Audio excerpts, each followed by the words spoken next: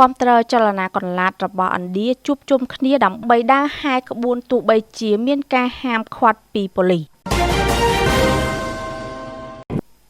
អ្នកគាំទ្ររាប់រយនាក់នៃចលនាកន្លះរបស់យុវជនឥណ្ឌាបានជួបជុំគ្នានៅរដ្ឋធានីញូដេលីនៅថ្ងៃច័ន្ទនេះដើម្បីដើរដង្ហែទៅកាន់វិមានរដ្ឋសភានិងទាមទារឲ្យរដ្ឋមន្ត្រីក្រសួងអប់រំលាលែងតំណែងទោះបីជាប៉ូលីសមិនបានអនុញ្ញាតឲ្យធ្វើការតវ៉ានេះក៏ដោយចលនាដែលបង្កើតឡើងត្រឹមប្រមាណខែនឹងការតវ៉ាដែលបានគ្រោងទុកនេះត្រូវបានគេមើលឃើញថាជាការប្រឈមមុខដាក់គ្នាជាសាធារណៈដ៏ធំបំផុតចំពោះនាយករដ្ឋមន្ត្រី Narendra Modi ក្នុងអាណត្តិទី3របស់លោកដោយចលនានេះទទួលបានអ្នកគាំទ្ររាប់លានអ្នកនៅលើបណ្ដាញសង្គមនិងការប្រមូលផ្ដុំការគាំទ្រនៅតាមមូលដ្ឋានផងដែរចលនានេះទទួលបានកម្លាំងជំរុញយ៉ាងខ្លាំងក្លាបន្ទាប់ពីប៉ូលីសបានបង្ខំបញ្ជូនសកម្មជនម្នាក់ដែលកំពុងធ្វើកោតកម្មអត់អាហារទៅកាន់មន្ទីរពេទ្យកាលពីថ្ងៃសៅរ៍ដោយមានអ្នកគាំទ្ររាប់ពាន់នាក់បានមកដល់ទីតាំងតវ៉ាដែលស្ថិតនៅកណ្ដាលទីក្រុងញូដេលីត្រឹមតែមួយយប់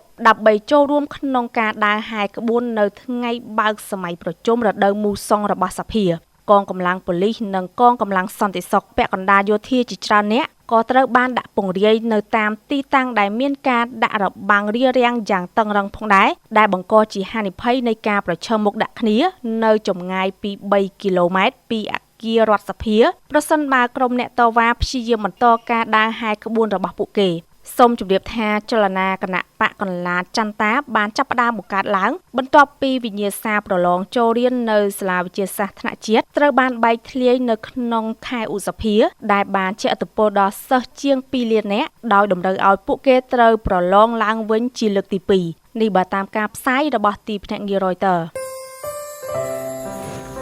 កាត់បន្ថយការទទួលទានសារធាតុអំបិលឲ្យបានតិចជាង5ក្រាមក្នុងមួយថ្ងៃឬប្រហែល1ស្លាបព្រាកាហ្វេមានន័យថា